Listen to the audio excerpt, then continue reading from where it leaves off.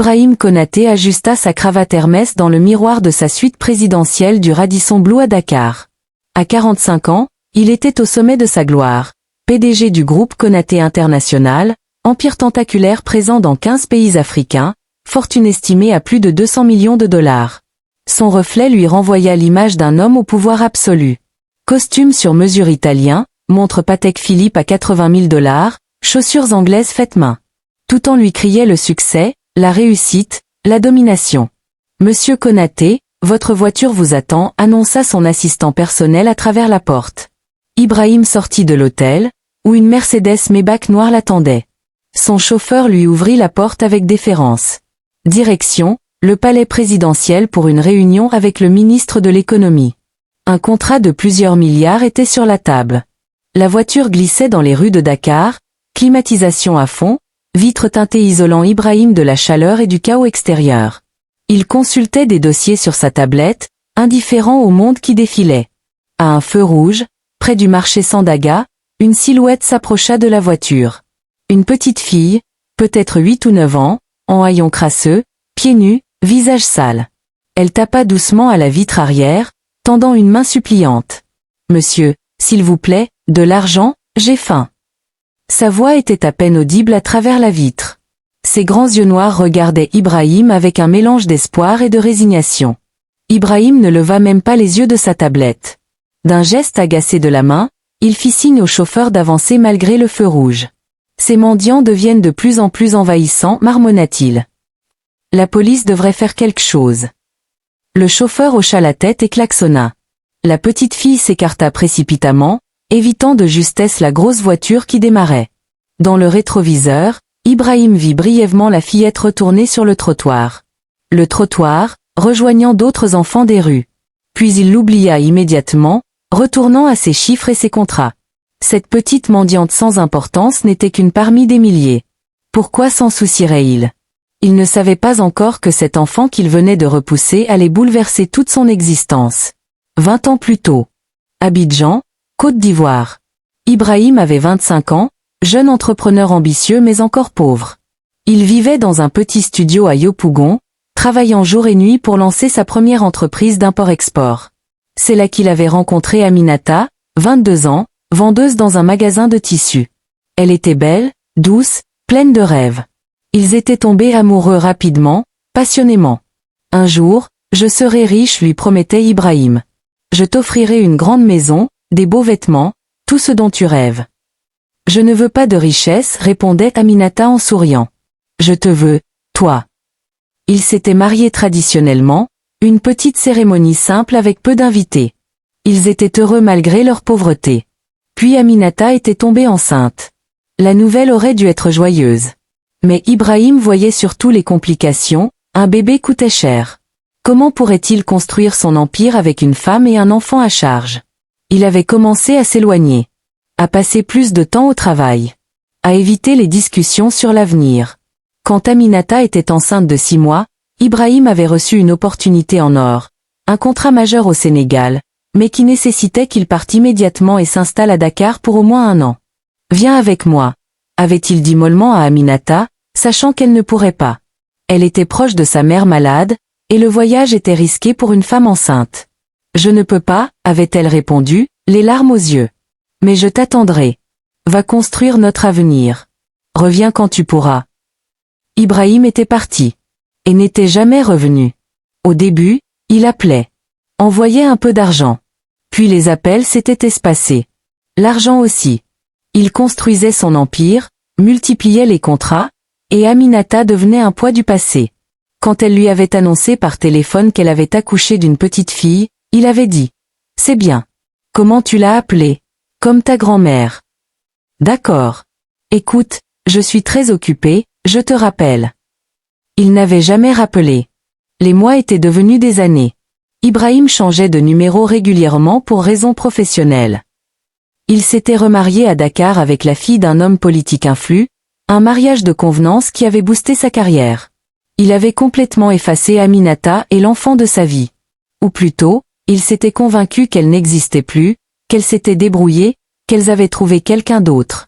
Parfois, tard la nuit, une petite voix lui murmurait Et si elle a besoin de toi? Et si l'enfant grandit sans père? Mais Ibrahim étouffait cette voix sous le travail, l'ambition, les nouvelles conquêtes commerciales. 20 ans. 20 ans sans un seul contact. 20 ans à construire un empire sur les ruines d'une famille abandonnée. 2 semaines après l'incident au feu rouge, Ibrahim assistait à un gala de charité organisé par les femmes de diplomates à Dakar. C'était le genre d'événement où il fallait être vu, sourire aux bonnes personnes, écrire un chèque généreux pour l'image. Le thème de la soirée, espoir pour les enfants des rues de Dakar. Ibrahim circulait dans le grand salon du King Fahd Palace Hotel, champagne à la main, échangeant des banalités avec des ministres et des ambassadeurs. Sa femme, Mariama, resplendissante dans une robe de haute couture, papillonnait entre les invités. Sur scène, l'organisatrice principale, Madame Diop, épouse de l'ambassadeur de France, prit le « Mesdames et messieurs, ce soir nous levons des fonds pour notre centre d'accueil pour enfants des rues. Ces enfants, abandonnés, orphelins ou perdus, vivent dans des conditions inhumaines. Nous voulons leur offrir un toit, de la nourriture, une éducation. » Des applaudissements polis retentirent. Pour vous montrer l'importance de notre cause, nous avons invité quelques-uns de ces enfants à témoigner de leur vie. Ibrahim fronça les sourcils. Faire venir des enfants sales à un événement aussi chic? C'était de mauvais goût. 5 enfants montèrent sur scène, propres pour l'occasion mais visiblement mal à l'aise dans leurs vêtements donnés. 4 garçons et une fille. La fille avait environ 9 ans, mince comme un roseau, avec de grands yeux sombres qui regardaient la foule avec un mélange de peur et de défiance. Ibrahim ne lui prêta aucune attention particulière. « Je m'appelle Sédou » commença un des garçons. « J'ai 10 ans. Je vis dans la rue depuis que mes parents sont morts dans un accident. Je dors sous les ponts et je cherche de la nourriture dans les poubelles. » Ibrahim sirotait son champagne, à moitié attentif. Ces histoires se ressemblaient toutes. Puis ce fut le tour de la petite fille. Elle s'approcha du microphone, tremblante. « Je m'appelle Fatoumata » dit-elle d'une voix à peine audible. « Comme ça, non. C'était un prénom courant. J'ai 9 ans. Je vis dans la rue depuis que ma maman est morte il y a 3 ans. » 9 ans. La fille qui l'avait abandonnée aurait 20 ans maintenant. Pas 9. Donc ce n'était pas elle. Ma maman était malade, continua la petite Fatoumata, les larmes commençant à couler. Elle me disait toujours que mon papa allait revenir. Qu'il était parti pour devenir riche et qu'il reviendrait nous chercher. Mais il n'est jamais revenu. Mais c'était ridicule. Des milliers d'hommes abandonnaient leurs femmes. Ce n'était pas forcément. Quand maman est morte, je n'avais personne. J'ai été mise dans un orphelinat, mais je me suis enfuie parce qu'on me battait. Maintenant je mendie dans les rues. J'ai faim tout le temps. J'ai froid la nuit. Elle pleurait ouvertement maintenant. Plusieurs femmes dans l'assistance s'essuyaient les yeux. Mais maman m'a laissé une chose, dit Fatoumata, remontant la manche de son chemisier. Une marque spéciale. Elle disait que c'était magique, que ça me protégerait.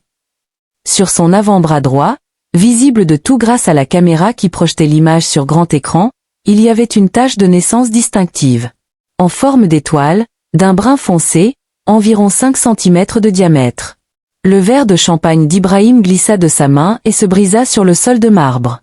Tous les regards se tournèrent vers lui. Mais il ne les voyait pas. Il ne voyait que cette marque. Cette tache de naissance en forme d'étoile. Exactement identique à celle qu'il avait lui-même sur l'avant-bras droit. Une marque héréditaire rare, transmise dans sa famille depuis des générations. Son grand-père l'avait. Son père l'avait. Lui l'avait. Et maintenant, cette fillette l'avait. Le monde tournait autour d'Ibrahim. Il sentit ses jambes flageoler. « Ibrahim, ça va ?» demanda Mariama, inquiète. Il ne répondit pas. Il fixait l'écran où la petite Fatoumata montrait sa marque avant de quitter la scène, remplacée par le prochain enfant. Mais Ibrahim n'écoutait plus rien. Fatoumata. 9 ans. Une mère morte il y a 3 ans. Un père qui avait promis de revenir. Ce n'était pas possible.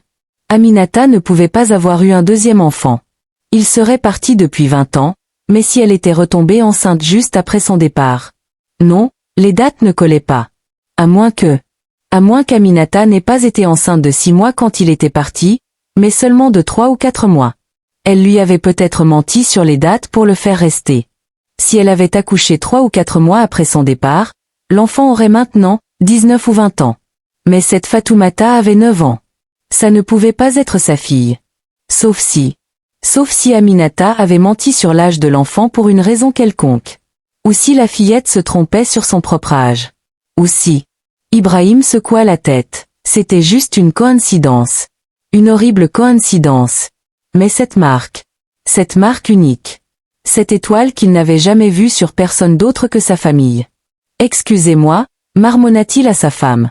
Je dois aller aux toilettes. Il sortit précipitamment de la salle, sous les regards interrogateurs. Dans le couloir désert, il s'appuya contre un mur, le souffle court. Il fallait qu'il sache. Il fallait qu'il en ait le cœur net. Même si la vérité risquait de détruire tout ce qu'il avait construit. Le lendemain matin, Ibrahim ne put se concentrer sur rien. Pendant sa réunion avec l'équipe de direction, il était ailleurs, revoyant sans cesse cette petite main levée, cette marque en forme d'étoile. Dès que la réunion se termina, il convoqua son assistant personnel, Moussa. « J'ai besoin que tu me trouves des informations sur une personne. » Discreetment. « Bien sûr, monsieur. »« Qui ?»« Une femme nommée Aminata, elle vivait à Abidjan il y a 20 ans. Je veux savoir où elle est maintenant, ce qu'elle fait, si elle est vivante. » Moussa nota sans poser de questions. Il était payé pour sa discrétion. « Autre chose, monsieur. »« Oui. La petite fille qui a témoigné hier soir au gala. Je veux savoir tout sur elle. Où elle vit, son histoire complète. Tout. » « C'est noté. Je vous reviens dans quelques heures. » Ibrahim passa le reste de la matinée à faire les 100 pas dans son bureau panoramique surplombant Dakar. Il ne pouvait pas être son père. C'était impossible. Mais ici. À 15 heures, Moussa revint, une tablette à la main. Son visage était grave. « Monsieur, j'ai les informations. » Alors.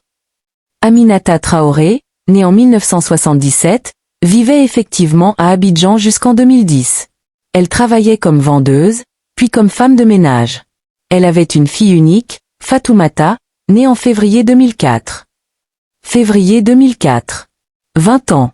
Pas neuf. Cette fille a 20 ans, pas neuf. Oui monsieur. Fatoumata Konaté a aujourd'hui 20 ans. Son nom de famille à lui.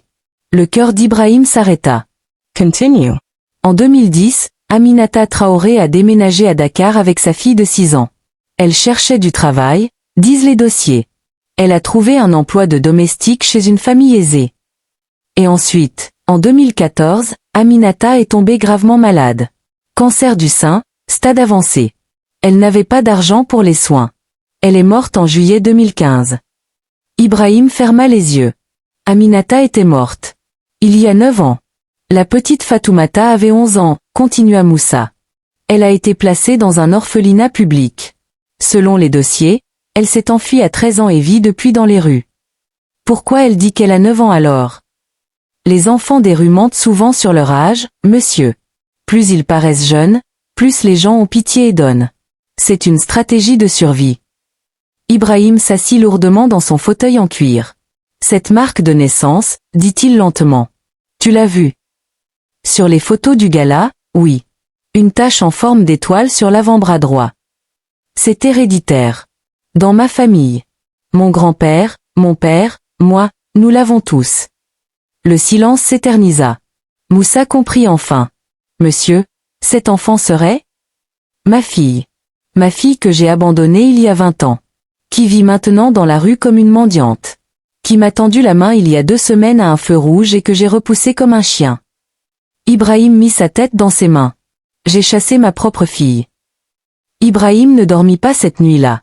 Il resta dans son bureau jusqu'à l'aube, fixant la ville illuminée en contrebas, pensant à une petite fille de 20 ans qui dormait quelque part sous un pont ou dans une ruelle. Sa fille. Fatoumata. Il avait une fille depuis 20 ans et ne l'avait jamais su. Non, c'était faux. Il l'avait su. Aminata lui avait dit. Mais il avait choisi de l'ignorer, de l'oublier, de faire comme si elle n'existait pas. Et maintenant Aminata était morte, seule, malade, pauvre. Et sa fille vivait dans la rue. À cause de lui. À l'aube, Ibrahim prit une décision. Il devait la retrouver. Il devait lui parler. Il ne savait pas encore ce qu'il lui dirait, mais il devait la voir. Moussa, dit-il au téléphone. Mobilise tous les moyens nécessaires. Je veux retrouver Fatoumata. Aujourd'hui. Ce ne fut pas difficile. Une enfant des rues connue des services sociaux, qui avait témoigné à un gala public. En quelques heures, il savait où elle se trouvait généralement.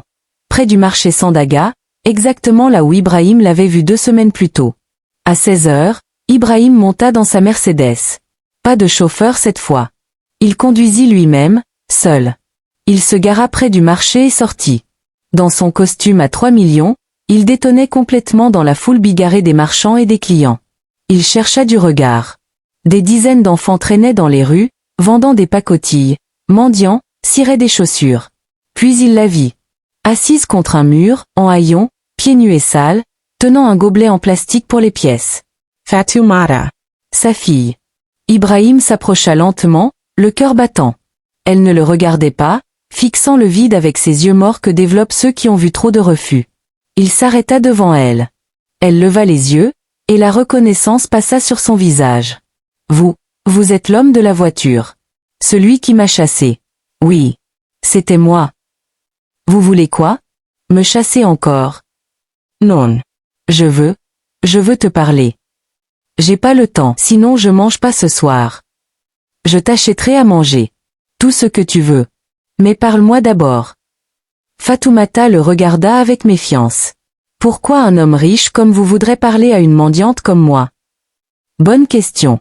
Ibrahim ne savait pas comment répondre. S'il te plaît. C'est important. Elle haussa les épaules. D'accord. Mais vous payez d'abord. Ibrahim sortit son portefeuille et lui tendit un billet de 10 000 francs CFA.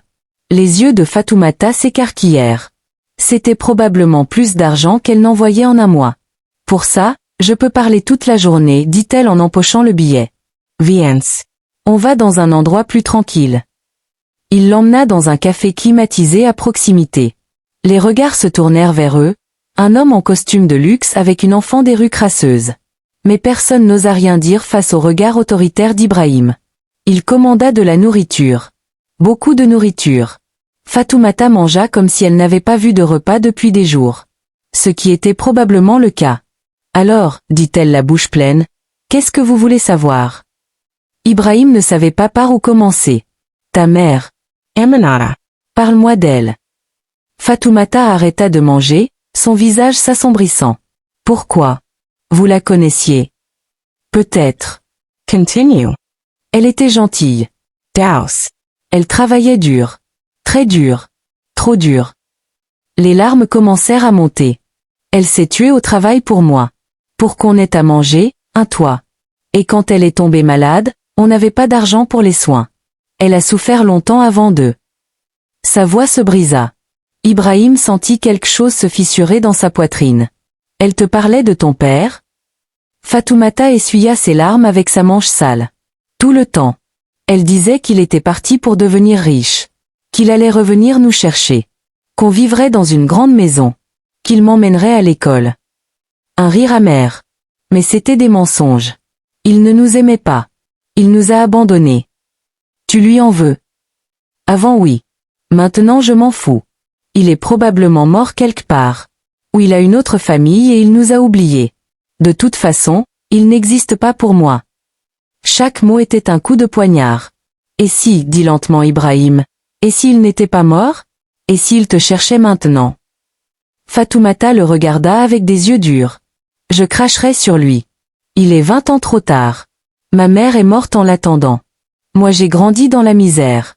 S'il revient maintenant, c'est juste pour soulager sa conscience. Je ne veux rien de lui. Ibrahim baissa les yeux. Il méritait cette haine. Cette marque, dit-il en pointant son avant-bras. Ta mère t'a dit d'où elle venait. Elle disait que c'était la marque de la famille de mon père. Que tous les Konaté l'avaient. C'est ton nom de famille. Oui, pourquoi?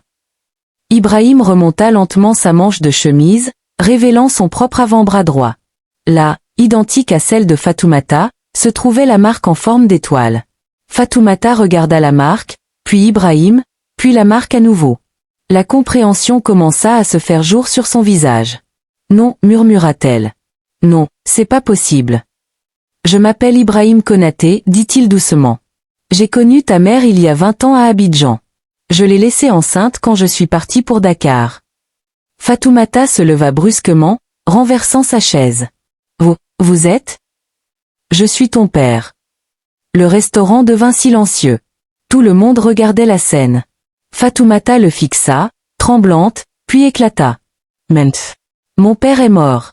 Ma mère me l'a dit. Vous n'êtes qu'un sale menteur qui veut je sais pas quoi. Fatoumata, écoute-moi. Non. Laissez-moi tranquille. Laissez-moi tranquille. Elle courut vers la sortie. Ibrahim voulut la suivre, mais le gérant du café l'arrêta. Monsieur, vous devez payer d'abord. Le temps qu'Ibrahim règle et sorte, Fatoumata avait disparu dans la foule du marché. Ibrahim passa les 3 jours suivants à chercher Fatoumata partout. Il mobilisa Moussa, embaucha des gens pour la chercher, parcourut lui-même les rues. Mais elle s'était volatilisée. Les enfants des rues savaient se cacher quand ils le voulaient. Chez lui, Mariama commençait à poser des questions. Ibrahim, qu'est-ce qui se passe? Tu es bizarre depuis le gala.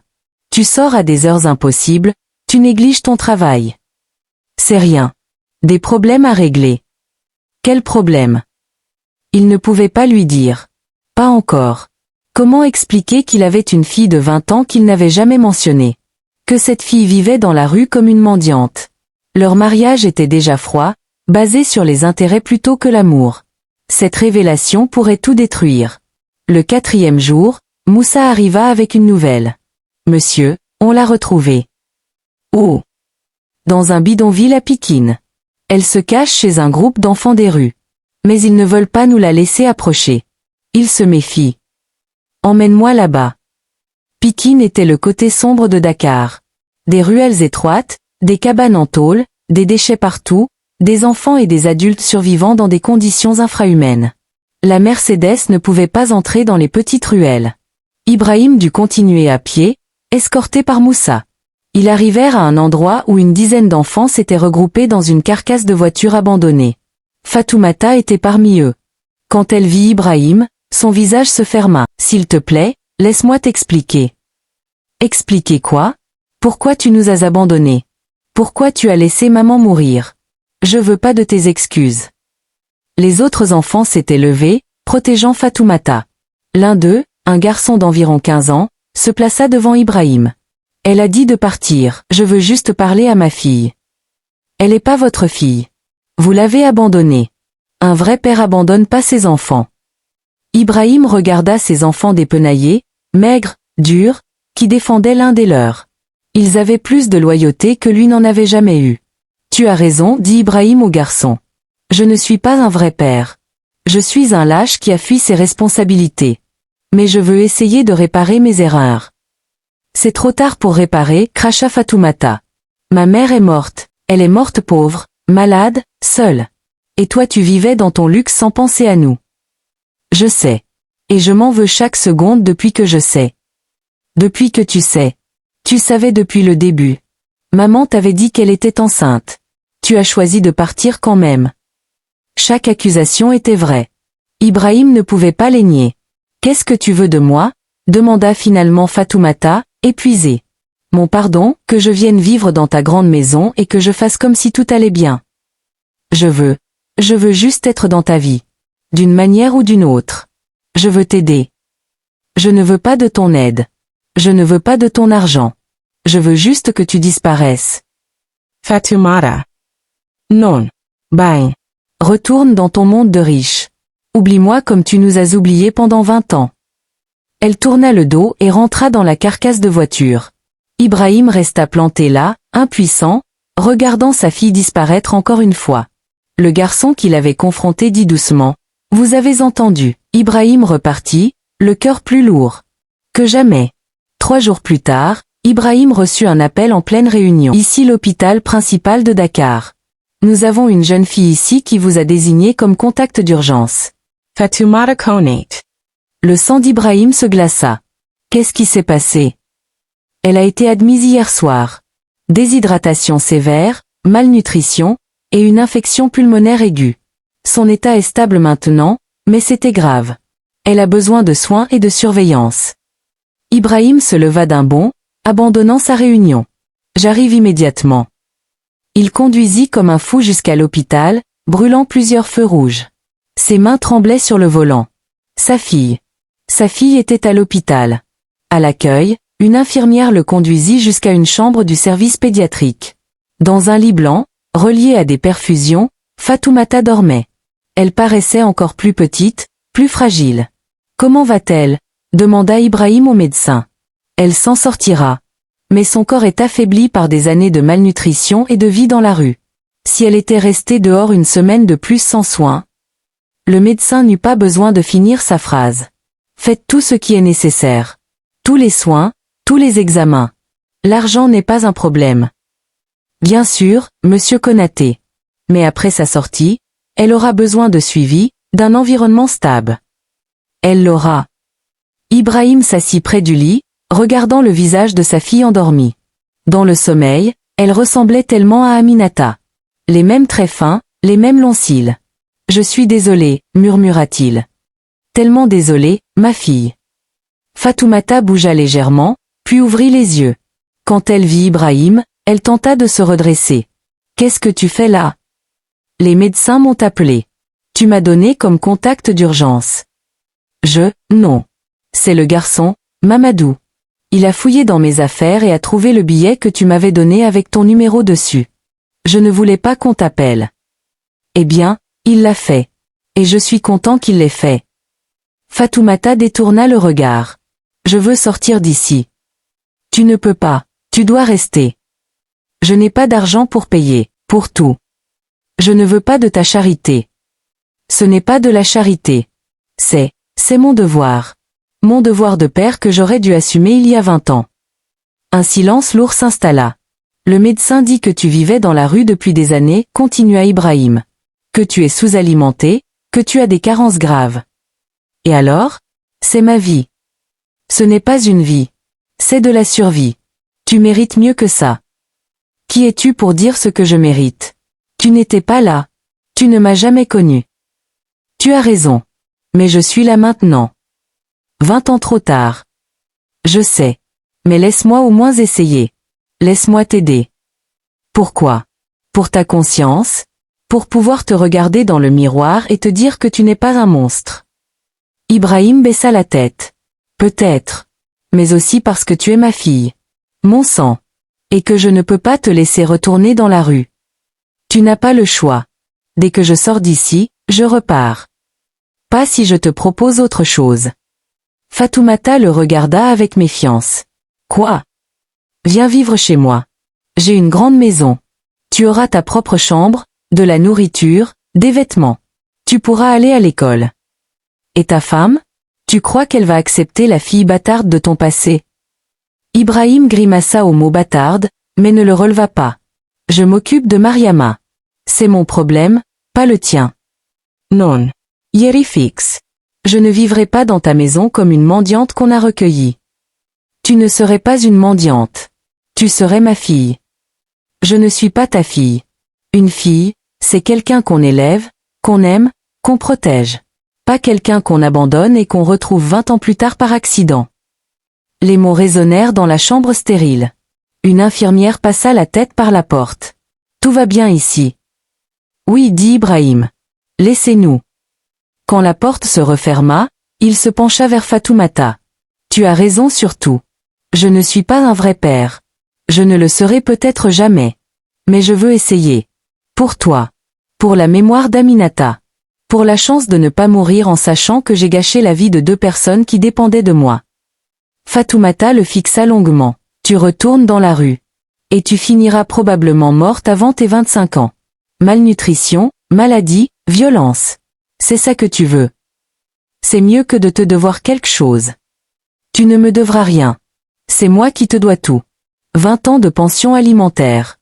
20 ans d'amour paternel. 20 ans de protection.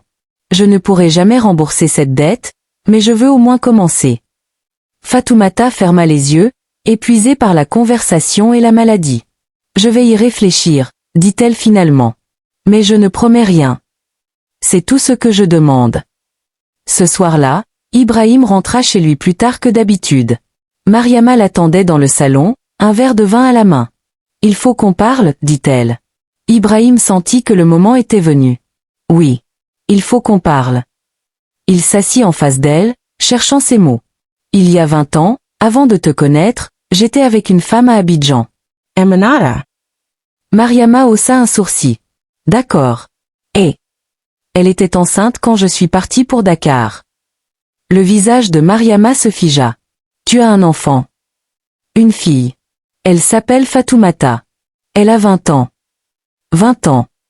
Mariama posa son verre, sa main tremblant légèrement. Tu as une fille de 20 ans dont tu ne m'as jamais parlé en 15 ans de mariage. Je l'avais effacée de ma mémoire. J'avais fait comme si elle n'existait pas. Et maintenant? Pourquoi tu me parles d'elle maintenant? Parce que je l'ai retrouvée il y a quelques jours. Par hasard. Elle vit dans la rue. Elle mendie pour survivre. Mariama se leva, incrédule. Ta fille vit dans la rue? Et pendant ce temps, nous vivons dans cette maison à 5 millions de dollars. Sa mère est morte il y a 9 ans. Fatoumata a grandi dans un orphelinat, puis elle s'est enfuie et a vécu dans la rue. Je ne savais rien de tout ça. Parce que tu n'as jamais cherché à savoir. Tu as raison. Je suis un lâche. Mais maintenant je veux réparer mes erreurs. Je veux qu'elle vienne vivre ici. Ici. Mariama éclata d'un rire incrédule. Tu veux amener une enfant des rues dans notre maison? Qu'est-ce que les gens vont dire? Qu'est-ce que mon père va dire? Je me fous de ce que les gens disent. C'est ma fille.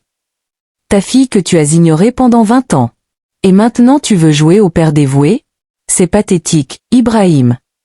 Peut-être. Mais je le fais quand même. Mariama le regarda avec un mélange de colère et de dégoût. Tu sais ce que ça va détruire? Notre réputation, nos relations sociales, les affaires de mon père avec toi. Si notre mariage est basé uniquement sur la réputation et les affaires, alors il ne vaut rien. Tu te réveilles maintenant? Après 15 ans. Oui. Mieux vaut tard que jamais. Mariama secoua la tête. Fais ce que tu veux, Ibrahim. Mais ne compte pas sur moi pour jouer à la belle-mère avec ta bâtarde. Ne l'appelle jamais comme ça. Ibrahim s'était levé, la voix tonnante. Elle a un nom. Fatoumata. Et elle est ma fille. Ma priorité. Si tu ne peux pas l'accepter, alors peut-être que nous devrions reconsidérer notre mariage. Tu me menaces de divorce pour une gamine que tu viens de découvrir. Je ne menace personne. Je constate juste que nos priorités ne sont plus alignées. Mariama le fixa longuement, puis prit son sac à main. Je vais chez mes parents. Quand tu reviendras à la raison, appelle-moi. Elle sortit en claquant la porte. Ibrahim resta seul dans le salon immense et vide, se demandant s'il venait de détruire son mariage. Mais pour la première fois depuis longtemps, il se sentait en paix avec sa décision. Fatoumata resta hospitalisée une semaine.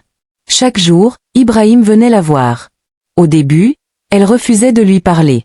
Puis, progressivement, elle commença à répondre à ses questions. « Tu aimais quoi faire quand tu étais petite ?» demanda-t-il un jour. « Dessiner. Maman m'achetait des cahiers et des crayons de couleur quand elle pouvait. Je dessinais des maisons, des familles, des paysages. »« Tu dessines encore ?»« Non. J'ai plus de crayons depuis longtemps. » Le lendemain, Ibrahim arriva avec une mallette pleine de matériel de dessin. Crayons, feutres, carnets, tout ce qu'un artiste pouvait rêver. Fatoumata regarda la mallette, puis lui. « Pourquoi tu fais ça ?»« Parce que tu aimes dessiner. Parce que tu mérites d'avoir des choses qui te rendent heureuse. J'ai pas besoin de ta pitié. » Ce n'est pas de la pitié. C'est juste, un cadeau de père à fille. Fatoumata ne prit pas la mallette immédiatement. Mais plus tard, quand Ibrahim était parti, l'infirmière la vit dessiner pour la première fois depuis des années. Le jour de sa sortie, Fatoumata dit enfin, « D'accord. Je vais essayer. 3 mois. Si ça ne marche pas, je repars et tu me laisses tranquille. »« Deal. »« Deal, » répondit Ibrahim, le cœur plus léger qu'il ne l'avait été depuis des semaines. Quand ils arrivèrent à la villa, Fatoumata descendit de la voiture et regarda la maison immense, bouche bée. « Tu vis là ? » ?»« Nous vivons là. C'est ta maison maintenant aussi. » Ibrahim lui fit visiter la piscine, le jardin, les salons, la salle de cinéma privée. Fatoumata marchait comme dans un rêve, touchant les meubles comme s'ils allaient disparaître. « Voici ta chambre, » dit Ibrahim en ouvrant une porte. C'était une suite complète. Chambre spacieuse avec un grand lit, salle de bain privée, dressing. Ibrahim avait tout fait préparer en une semaine. Des vêtements neufs dans le dressing, des livres sur les étagères, du matériel de dessin sur un bureau. Fatoumata resta figée sur le seuil. C'est pour moi? Oui. Tout ça. C'est chez toi. Elle entra lentement, touchant le lit, les rideaux, regardant par la grande baie vitrée qui donnait sur le jardin. Puis elle se tourna vers Ibrahim, et pour la première fois, il vit ses défenses s'effondrer. Les larmes coulèrent. Maman rêvait d'une maison comme ça. Elle disait qu'un jour on vivrait dans une belle maison.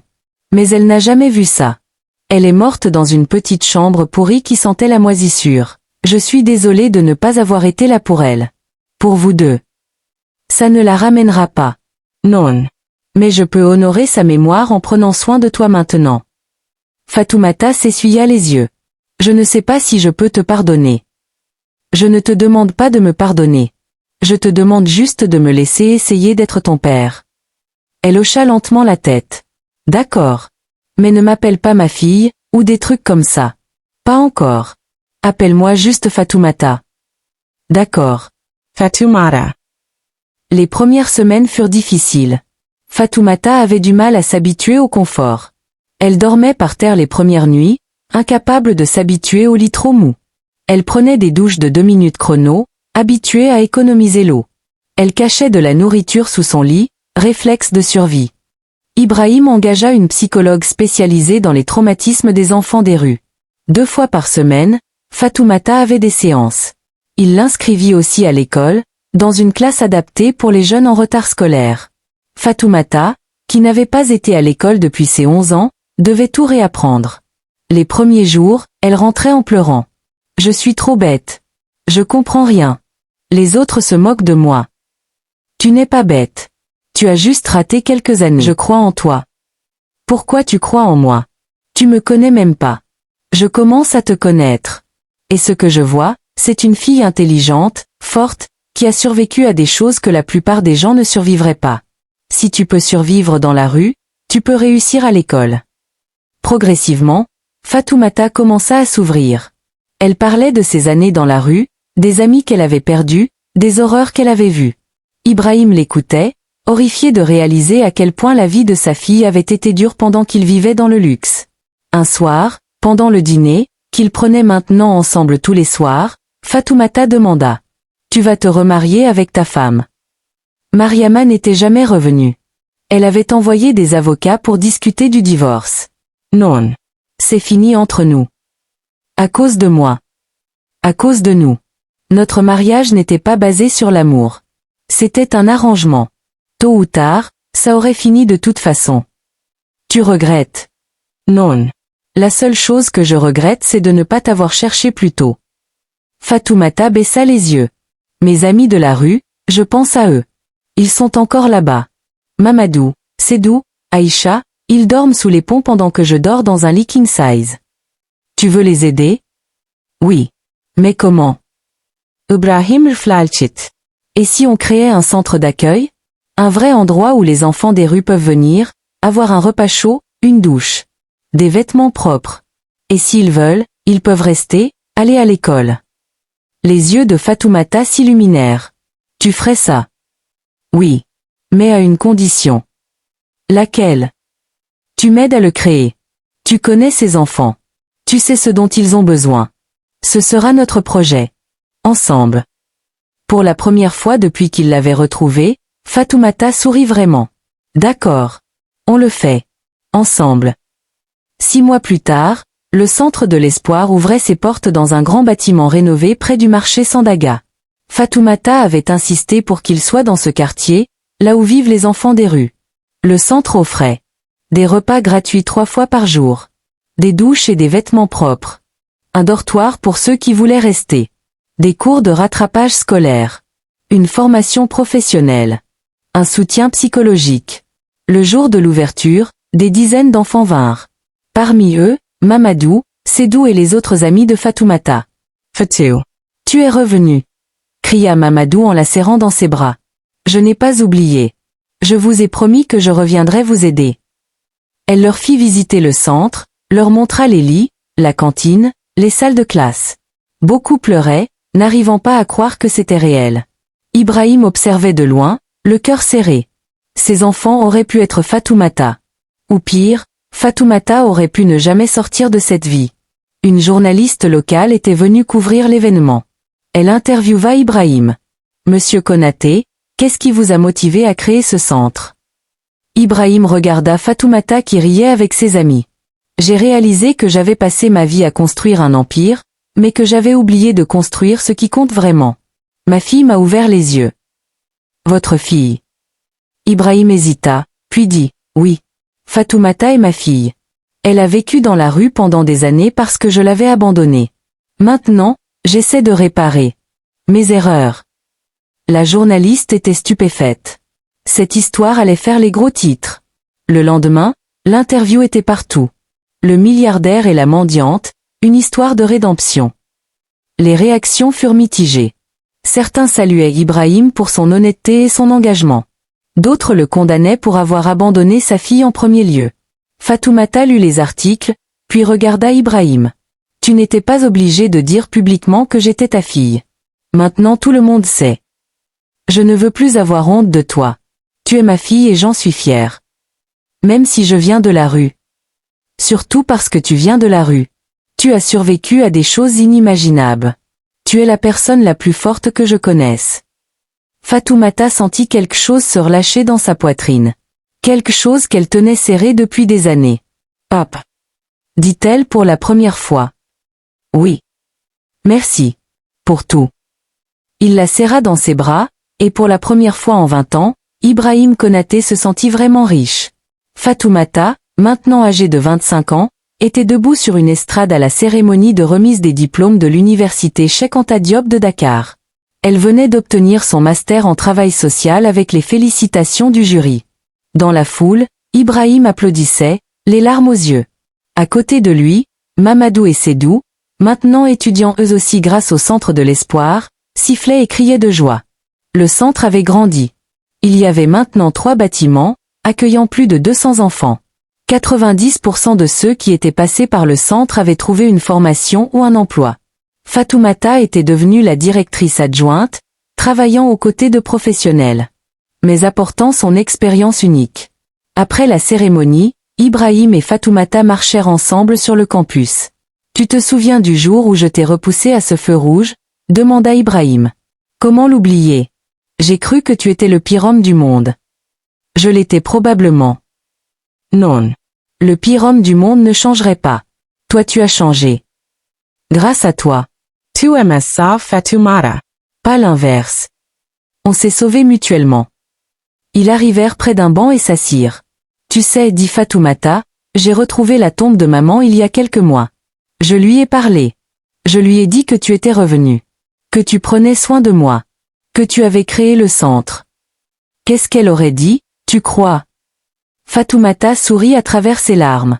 Elle aurait dit, « Je te l'avais dit. Je te l'avais dit qu'il reviendrait. » Ibrahim prit la main de sa fille, regardant le coucher de soleil sur Dakar. « J'ai perdu 20 ans, dit-il. 20 ans que je ne récupérerai jamais. Mais je passerai le reste de ma vie à rattraper ce temps perdu. » Tu n'as plus à rattraper quoi que ce soit, dit Fatoumata. Tu es là maintenant. C'est tout ce qui compte. Elle regarda la marque en forme d'étoile sur son avant-bras, puis celle d'Ibrahim. Cette marque, dit-elle. Maman avait raison. Elle m'a protégée. Elle m'a ramenée vers toi. C'est la marque de notre famille. La marque des Konaté. Tu la transmettras à tes enfants un jour. Et je leur raconterai l'histoire. Comment leur grand-père était perdu, puis s'est retrouvé. Comment une petite marque a changé de vie. Ils restèrent assis là, père et fille, regardant le soleil se coucher sur une vie qui avait failli ne jamais exister, sur une relation qui avait failli être perdue à jamais. Mais qui, contre toute attente, avait été sauvée par une marque en forme d'étoile. Cette histoire vous a touché au cœur? Abonnez-vous maintenant si vous croyez qu'il n'est jamais trop tard pour changer. Quel pays vous regarde?